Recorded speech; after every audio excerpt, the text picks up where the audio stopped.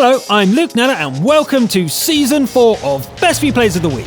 Since we've been away for so long, let's go and get our engine started. So, this week we have a top gun from a feeble scout, a fearless sniper, and a time-sensitive defender. Let's begin.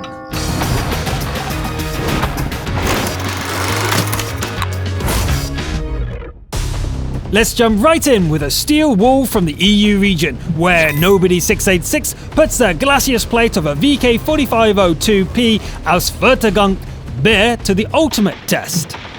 The map is fjords and the big VK is top dog in the matchmaking. This will need to be pretty impressive. Nobody turns around and gives a love tap to an enemy heavy. It seems to have brought some friends along, and the VK finds itself facing an entire enemy detachment. The rival team is 5 tanks ahead, so Nobody has to hold the line here. An opponent goes down. Then another one. In the meantime, the western flank seems to have collapsed. That shot came from the rear. Nobody backs up against the hulk of a dead ally and fights on like a cornered animal. There's no getting out of this alive. The VK's crew holds on, determined to get off one last shot. The 110 is hungry for the kill, but ends up as the steel wall's last victim instead. The VK is a burning wreck, but it did its job.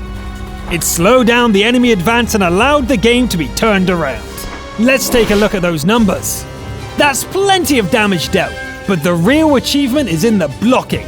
14,000 shrugged off with 44 non-penetrating hits. Impressive. It's been a while since we've had a sniper on the show, so let's have Alex 260,000 from the EU region remind us how it's done. The game is an encounter on Prohorovka, and the sniper's strange-looking T-28 concept is on top tier. Alex climbs to an elevated firing position and picks off the first target with a single clean shot. There's a moment to spare, so the sniper pushes down a couple of trees for visual cover. A Jagdpanther takes a good uneyed hit, but survives the follow-up shot.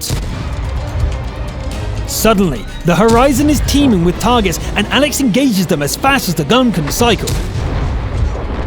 The sniper takes out a German toaster and shifts aim to the jumbo. A shot pings off the armor, but Alex can't leave this position just yet. There's more incoming fire and the last ally blows up. The sniper finishes off the unseen Porsche Tiger and withdraws from the position. Sometimes there's no option but to wade into close combat. Alex pushes forward and takes out an Easy 8 with a pair of shots. An artillery strike blows off a track. Alex repairs it in a flash and retaliates by taking out the other SPG. The VK3002M would be a deadly opponent in close combat, but it challenges the sniper to a long-range duel instead. The remaining SPG survives the first hit, misses its shot, and gets taken out.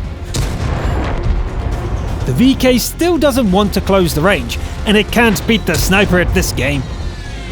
It's over. Well done, Alex. You gave us a nice display of sniper tactics in the early game and went fearlessly into close combat when the situation called for it. This week's Top Gun comes from the American servers, and it features the MT-25 as a somewhat unlikely killing machine.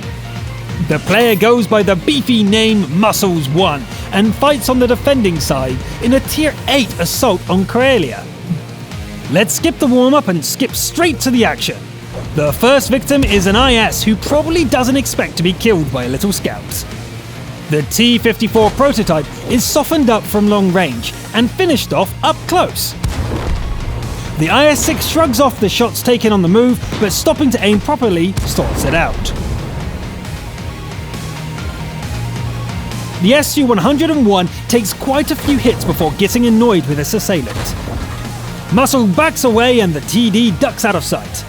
There are 3 targets on offer, and the gunner starts throwing shells at them with wild abandon, occasionally even doing some damage. But now the enemies are 6 tanks in the lead. The SU shows itself again, and this time it doesn't get away. The last ally dies just before Muscles finishes off a rival MT-25.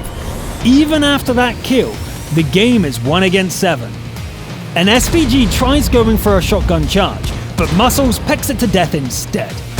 The Killer Scout races east to open up some distance, dealing with another SPG on the way. The next challenger is a Comet, but Muscles is way too strong for him. The M12 tries its luck as well, but doesn't do any better. There's only a minute on the clock, and Muscles just needs to survive for a win. A T-25-2 tries to make sure it doesn't happen, but gets outplayed by the little killer.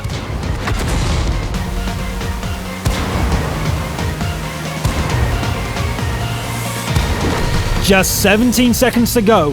The capture attempt is irrelevant now, but Muscles drives straight into the jaws of an IS-3. Come on, little guy. Dodge that shot! Alas, it is not to be. The IS-3 lands its shot just as the clock reaches 0, and the game ends in heartbreak. Muscles 1 must have been gutted. What an amazing killing spree, with a tank that most people wouldn't consider all that strong. You're definitely our Top Gun of the week. Now we'll hop back to the European servers for a somewhat unusual Invader game from Sir Numskull. The WZ-111 Model 1-4 is a top tier in a battle for the steppes. Sir Numskull heads east and starts pushing towards the enemy base. There is some opposition along the way, but nothing the Big Heavy and a couple of friends couldn't handle. The Su-152 is a juicy target, but a T-44 makes a nuisance of itself. Luckily, the Invader has brought some friends along, and both opponents get taken out with quick efficiency.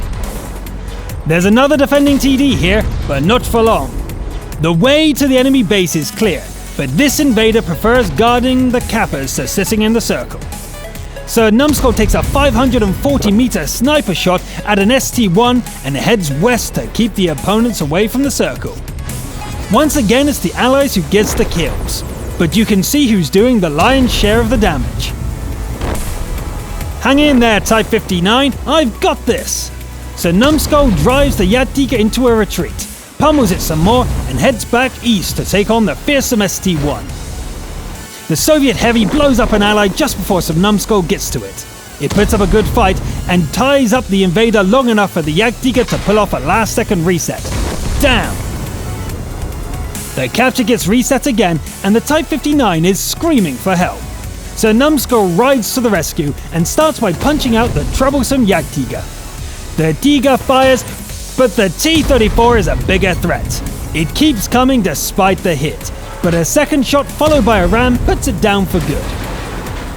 The Kappa is dead as well, but the invasion has served its purpose. The Reds are down to a single Tiger 1, and soon enough, not even that.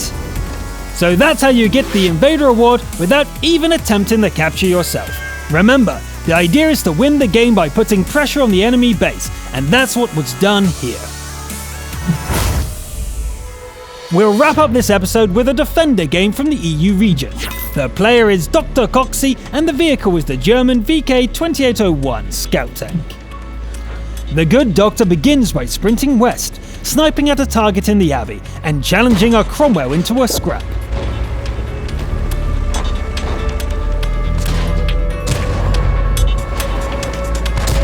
The push seems to be going well, so Dr. Coxey heads for the high ground to help out. However, by the time the VK gets there, all friendlies have been wiped out.